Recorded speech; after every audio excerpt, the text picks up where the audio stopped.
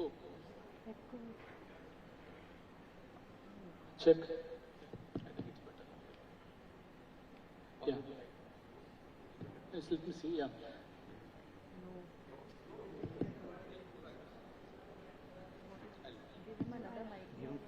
Good morning once again. There are a couple of things that I would like to bring to the notice, because when we say 60-year journey for an oil company and that too a standalone. Check sound.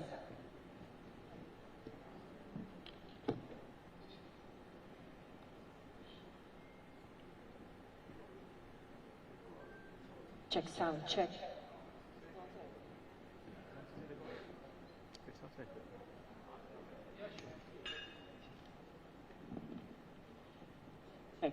Check sound. This is also. Yes, just give us a second.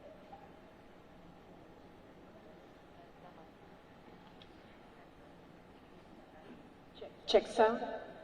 Check 1, 2. Just give us a few moments, ladies and gentlemen.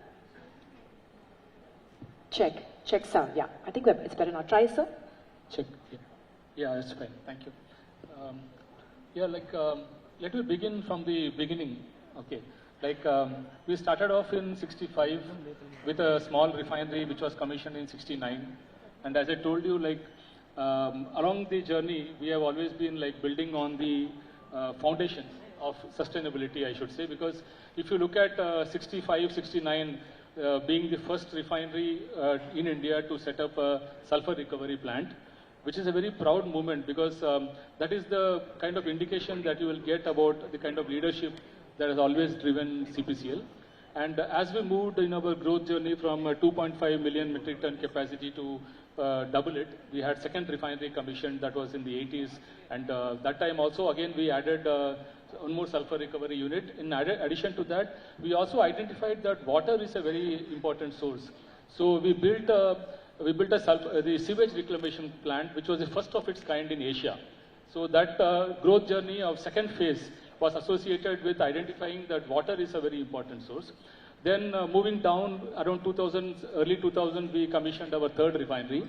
That refinery finally, we ended up with a capacity of 10.5 in 2000, early 2000. So at that point of time, again, we added upon our environmental requirements. We completed second sewage reclamation plant. We also parallelly started building on a desalination plant. We also built a windmill farm at Didigal. So every time that we expanded, we were conscious of the fact that our contribution in this sustainability drive should always be there. And parallelly, growth and sustainability can coexist. So that was the identification. And proud to say that we are still able to continue with that legacy, that now we are trying to build not only on the capacity, we are planning to expand our refinery capacity from 10.5 to 14. We are instituting some studies in that direction. And we are also looking at how to bring the grid power instead of being our own captive power plant generation. So in that direction, we have started a project now for importing grid power of about 400 kV level, the highest efficiency level. It also adds to the fact that this import facility can be parallelly connected with our green energy requirements. So the grid power that we are going to now build upon, it will be able to take in the green power through the suppliers who are there in the industry. And we want to use that for all our future operations and also for the further expansions. So this is a very important journey, because it also talks about how we are moving forward in the direction of growth and considering the green energy and all the other sustainability drives. And happy to say, I couldn't see, but we had to close the AV quickly. But the visual is that in the last 2 years, I should say, we are very proud that our water footprint, which is a very good measure for the kind of efficiencies that we build in our system, we have been able to bring down our water footprint by more than 20%. And also important thing is identifying that Chennai is a very water scarce region. How we are able to bring technology to leverage that, leverage our own operational requirements. So what we did is, we are the only refinery, or early days itself, we have not taken any groundwater for our refinery requirement. The entire water requirement is through the desalination plant or through the sewage reclamation plant that we have set up. So we are a zero freshwater consuming refinery. So that is where our emphasis is when we talk about what can be our contribution to the industry. And going forward, as I told you, one is the grid power that we are talking about. We are also talking about carbon dioxide capture, and we are looking at the industry in and around the Manali area where a lot of industries are working together, whether whatever carbon dioxide we are able to capture, there are end consumers available. So we are able to make that as a very important step in our growth journey. So CPCL, so that gives me a very strong foothold to say that right from the beginning, we are in the journey, we are very conscious about what are the things, good things that we can do, what are the improvements that we can bring, and what are the technological advances that we can employ in our day-to-day operations. That's wonderful, sir. You touched upon your proposed expansion from 10.5 million tons to 14 million tons. You are also undertaking or have started on that path of setting up a greenfield refinery in Nagapattinam, which I think will be about 9.5 million tons, 9 million tons. So this comes at a time when there are, you were there at the meeting in Hyderabad where the minister also mentioned about the world forecast regarding refineries, saying that up about 100 odd refineries will be closing down in the next 7 to 10 years because of the slowdown and the change in the mixture. So what is the roadmap that you envisage as you foray into petrochemicals now in Nagapattinam? What will be the role for the oil industry that you see, sir? And plus, of course, not to forget the fact that you are also diversifying into retailing now. Yes. So how will you move forward with your sustainability initiatives on these fronts? CPCL has been a standalone refinery. So standalone refineries have their own set of challenges because the kind of volatility that is prevailing in the crude and product prices, that affects the bottom line of the standalone companies straight away. And it hits you immediately. It doesn't take time. It hits you immediately. Therefore, let me first talk about the reason why we are going into the retail outlet. Retail outlet is one very interesting business where, interesting and at the same time challenging business, because you are now, as of now, we have not been in the forefront of the public interface. The retail outlet brings us directly facing the public and also gives us positives that emerge out of it is, as of now, many people would not be knowing Chennai Petroleum. So when you have a retail face, then your interaction is much more direct, and also at the same time, your visibility also increases in the industry. And one important thing for us is because we are in our Diamond Jubilee, the market presence, the reach, also we want to expand. So we are foraying into the direction, in this direction, and we have got licenses for about 300 now. And pan-India we intend to go, and this journey we will start maybe towards the end of this year onwards, we will start commissioning the facilities. So that gives me the advantage of having better visibility. Also, that will be a big risk mitigation against the volatility of the prices, because this margin provides us some kind of a cushion as a risk mitigation.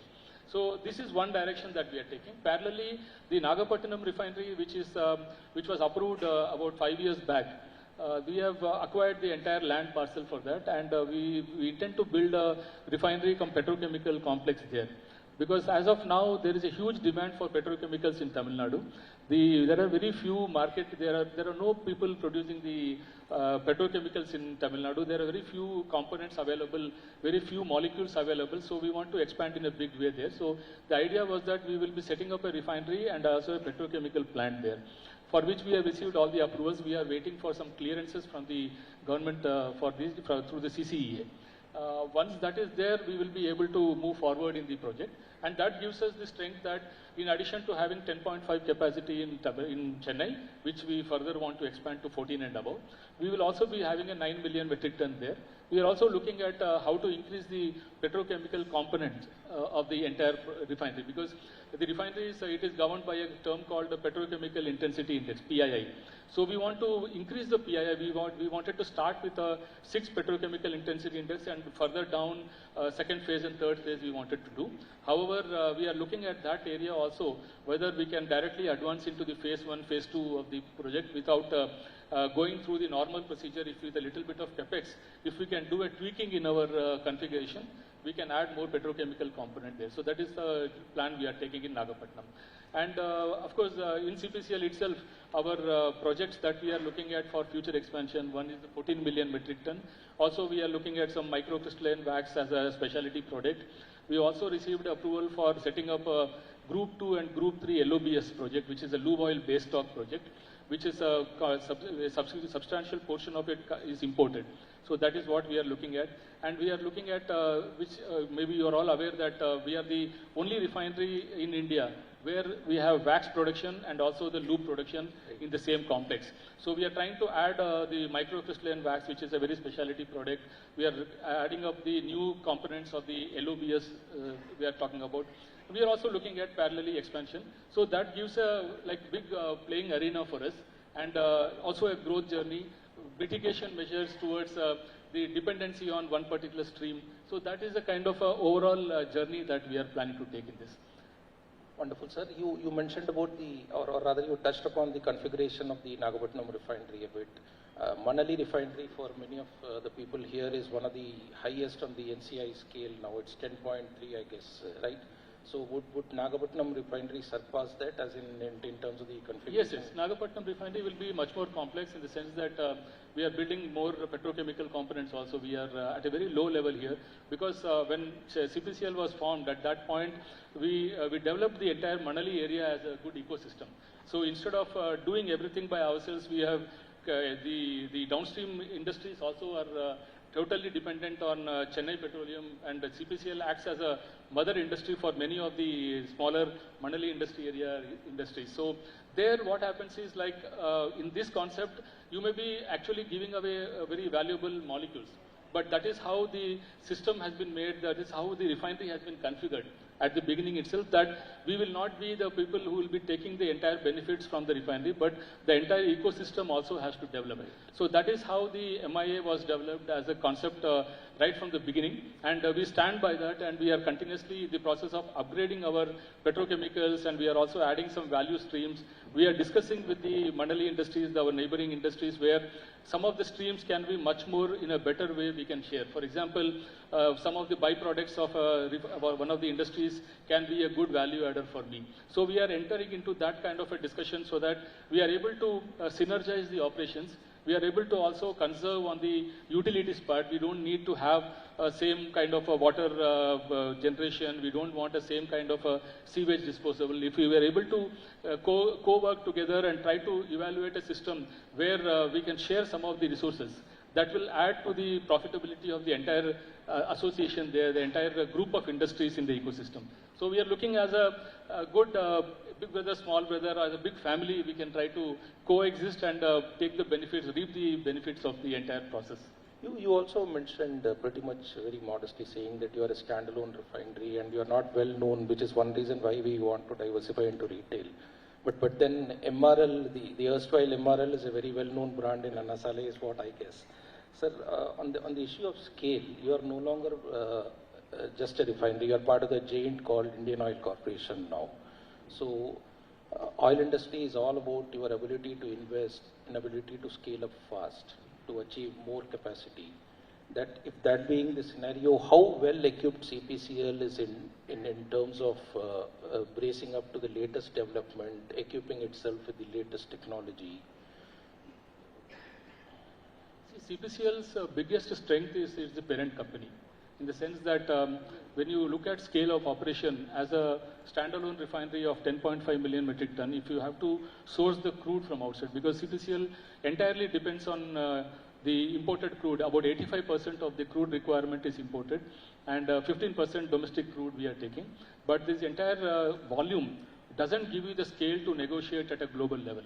So that is where the strength of Indian Oil comes, that we are able to harness that strength of Indian Oil, because Indian Oil operates 10 refineries, so the kind of the volume that they deal in the international market, that strength is what we are able to leverage from the parent company. Secondly, as of till now, we have not been part of the marketing or the distribution logistic requirements. So the entire product that is produced in CPCL is taken by Indian Oil, and they do the marketing of the products, except for about 8 to 10% of the specialty products which we are directly have been dealing since many years. So when you look at the crude requirement and the product outflow that is to be very smoothly and clearly, easily managed, that strength is what we get from Indian Oil. Secondly, there is always an interaction with the Indian Oil refineries at the apex level, that how each refinery is performing and what are the new technologies which are coming, what are the lessons learned. So these kind of interactions gives us the benefit of not going through that learning process at every stage. So technologically also we are having the strength. We are able to harness that benefits of the parent company we share this information at a peer level, a lot of discussions take place. So technology exchange also is a very important thing which happens with the parent company. So the crude product, technology, all these things advantage we get from Indian Oil. Apart from that, being in this as a standalone refinery and operating the refinery, looking at the overall profitability on a standalone basis, that is, we have our own listing in the share market. We are answerable to the stakeholders. We have to generate profits and stay relevant in the industry. At the same time, we have to give back to the shareholders. Right. So that is where the strength comes, that in addition to being a standalone refinery, we are operating CPCL as a business. Right. So how the third party, how the stakeholders evaluate us is a picture where our own presence needs to be emphasized. So in that context, you are very right in saying that MRL was very well known. Okay, and then slowly the transition happened from Madras Refineries Limited to Chennai Petroleum Corporation Limited. After that, somehow that connect has not really gone as much as we expected with respect to MRL. But then efforts are on. This is the Diamond Jubilee year, and right from last December onwards, we have embarked on a variety of projects. We have done, at the industry level, we have done a cyber security conclave. We have done one wax and loops conclave we have done. And then this is one conclave where this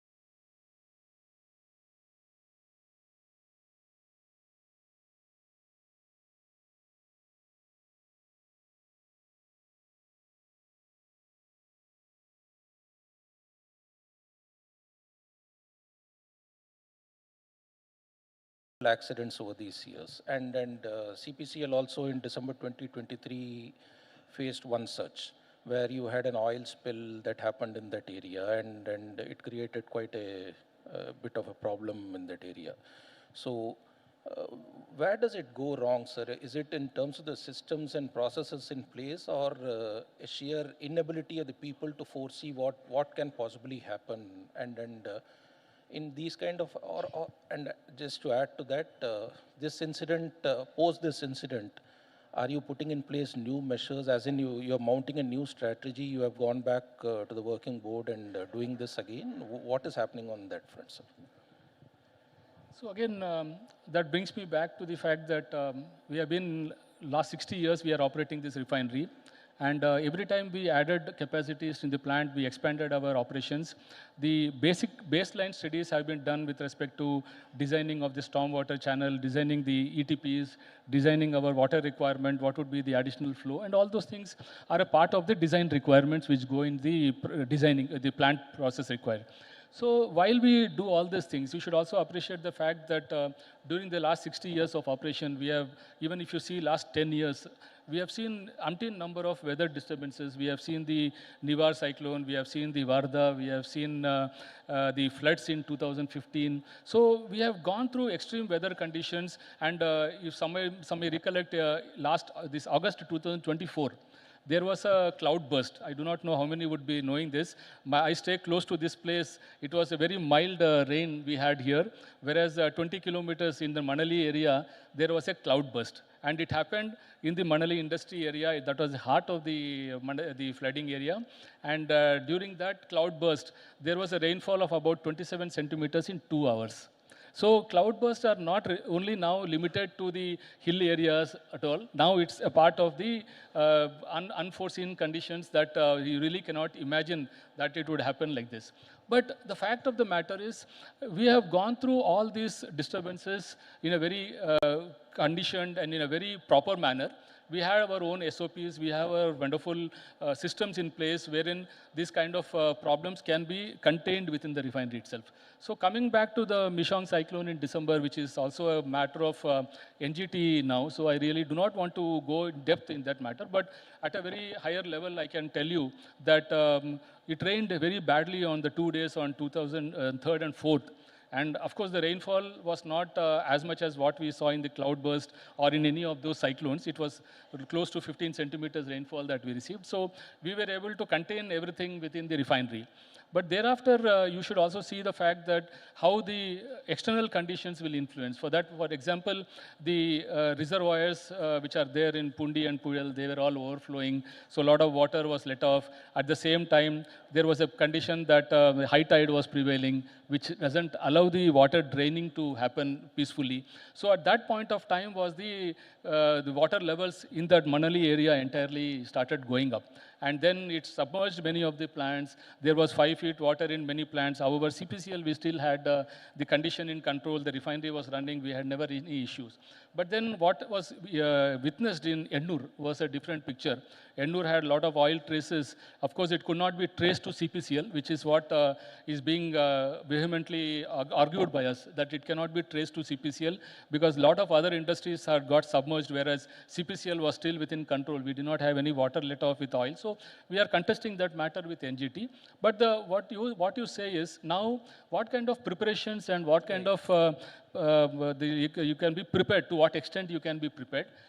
Nature has its own way of expressing things. That is something that we really cannot predict. However, like for example, this Montha cyclone, it was supposed to be coming here. We were all very much alert. And then it just deviated towards Andhra. So you cannot really predict the path of the cyclones, and it doesn't really tell you when it is going to come.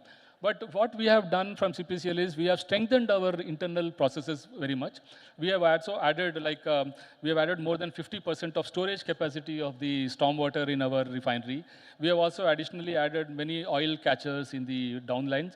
We have also added certain elements like having online monitoring or analyzers in place, online monitoring, 24/7 monitoring at the effluent outlet areas. So we have built a lot of strength into our system. We have brought in zero kind kind of compliance deviation from the parameters. We are doing a monthly level of mock drill by way of which during this season we can have much more stronger SOPs. SOP implementation can also be part of the requirement. So what we have done is we have strengthened our system. At the same time, we have also ensured that whatever has happened from the other areas and inside CPCL, we should not be having this kind of scenario prevailing anymore. So internal strength is very much required. SOPs have to be in place. Mock drills have to be done periodically. That is what we are doing. Wonderful, sir.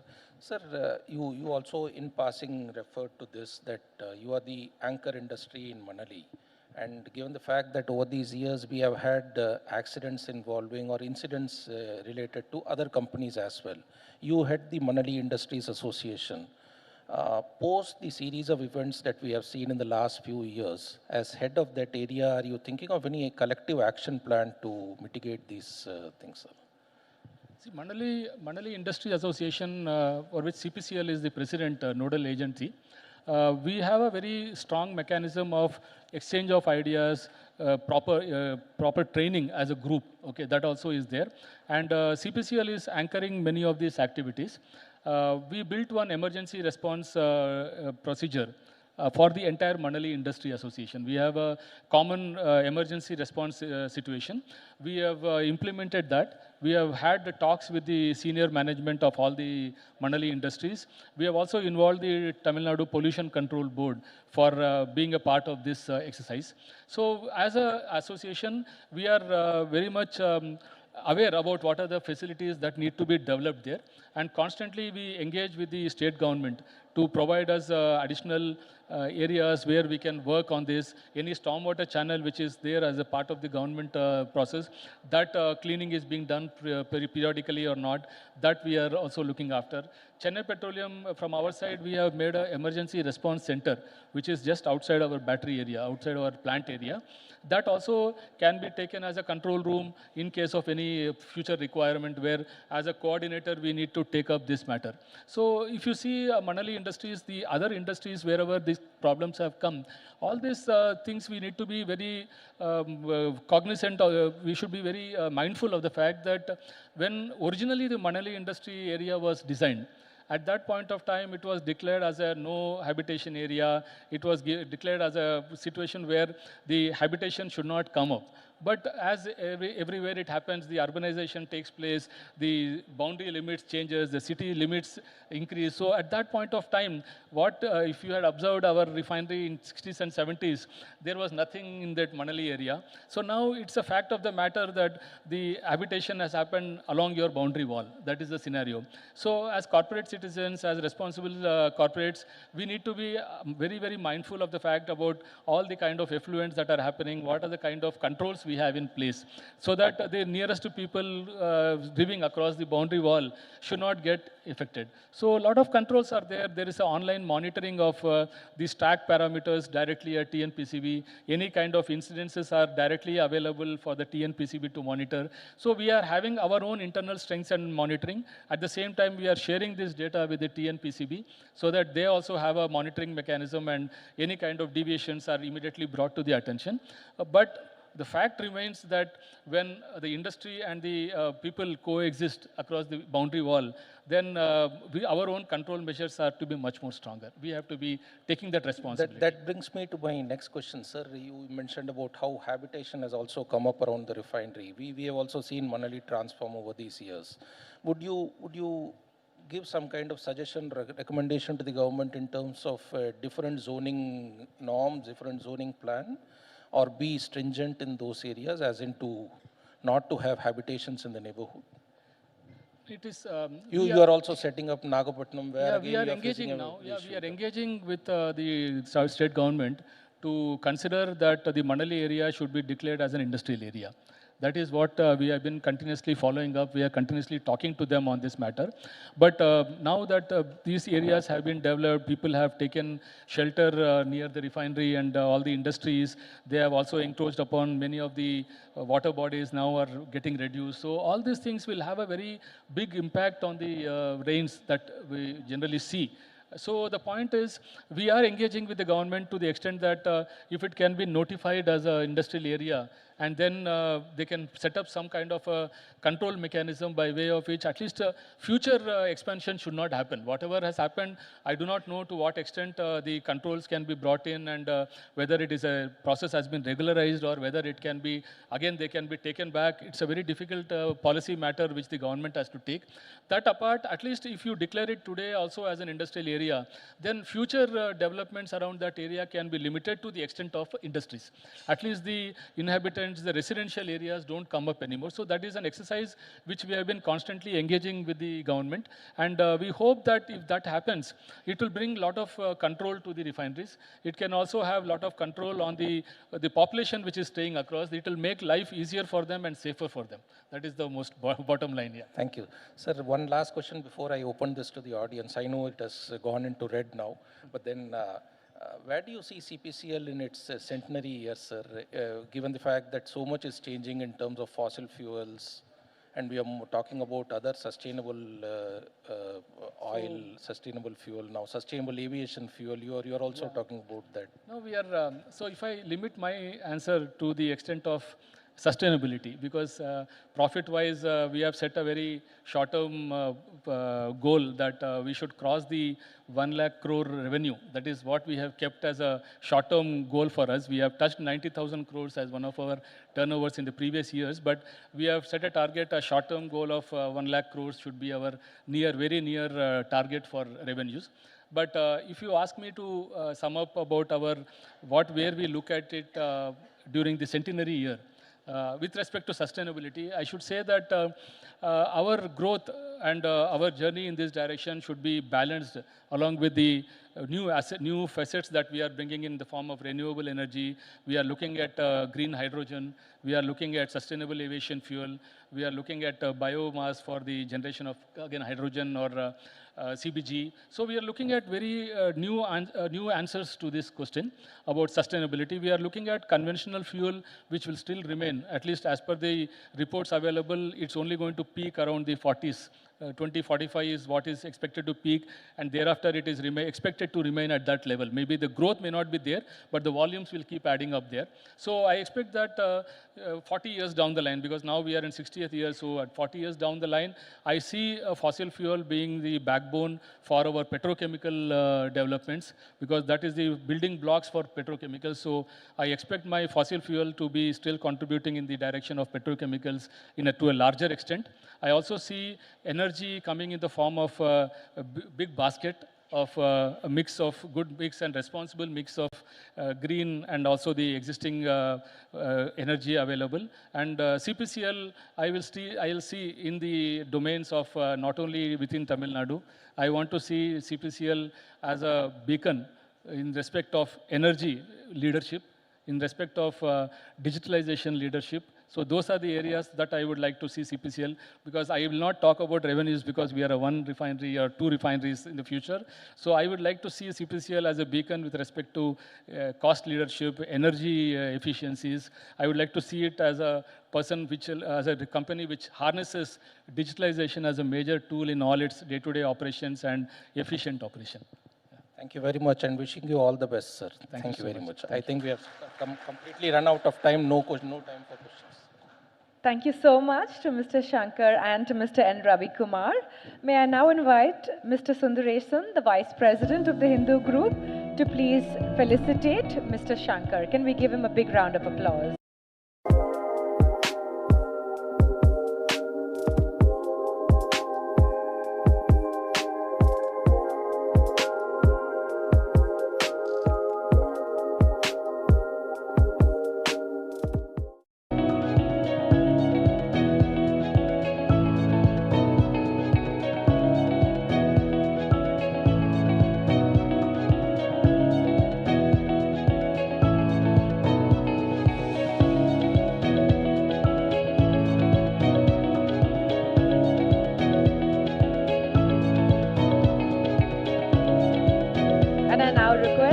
Shankar to please felicitate Mr. Ravi Kumar.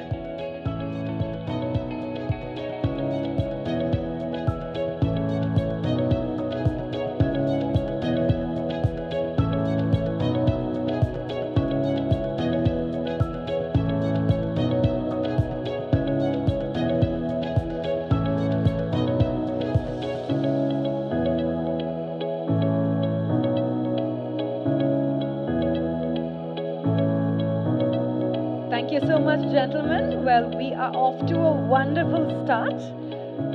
And now we'll dive right into our first panel discussion titled Water for Tomorrow, Sustainable Management and Industrial Responsibility, Strategies for Conservation, Reuse, and Sustainable Water Management.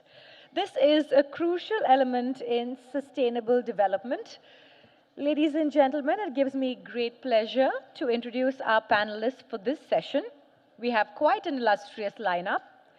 Starting off with Dr. G. Ravikumar, Professor and Director, Center for Water Resources, Anna University, who is a leading voice in water conservation and management. With more than 3 decades of research and consultancy, he has guided national projects on flood modeling, rainwater harvesting, and water reuse. Can we please put our hands together for Dr. Ravikumar, a pioneer shaping India's sustainable water future.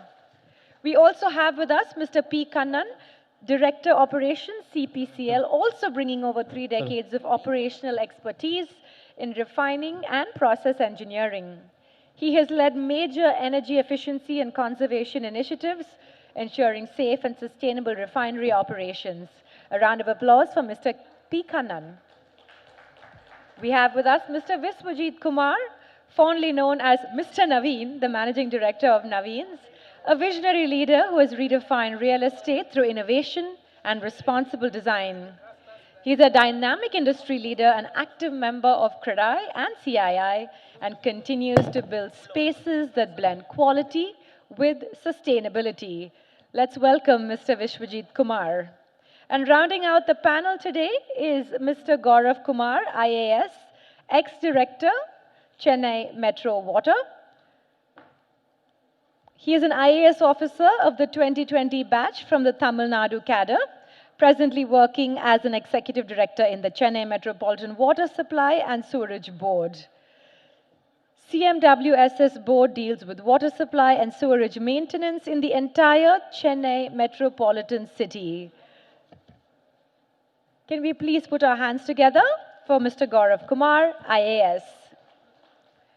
Moderating this session is Ms. K. Lakshmi, Deputy Editor, reporting The Hindu.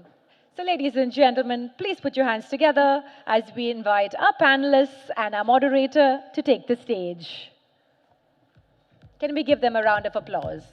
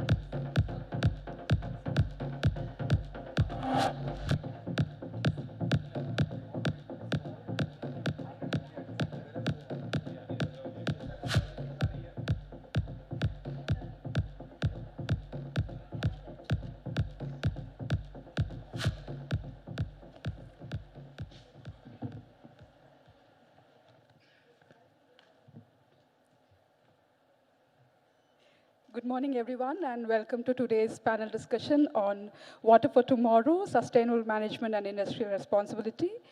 As the state and its capital, Chennai, continue to balance the challenge of growth, climate change, and increasing water demand, this session comes at a crucial moment for the state's water future. Today, we have panelists from various sectors to discuss strategies for conservation, reuse, and long-term sustainability. It's my pleasure to once again welcome our esteemed panelists. Welcome, sir. To start with, I have a question for Professor Ravi Kumar. What role can academic institutions play in bridging the gap between research, technology development, and implementation of water solutions on ground in the states? Could you please share your thoughts on that? Good morning. The Anna University, I mean the main campus at Guindy and MIT campuses, it's the #1 state-funded university in the whole of India. This year we are slipped by 0.02 marks to number 2. And we are the largest human resources developers of water resources, environmental and climate engineers in the whole of India. And the Center for Water Resources, one of the top 10 research institutions of water resources in Anna University. And we are the knowledge partners for many state governments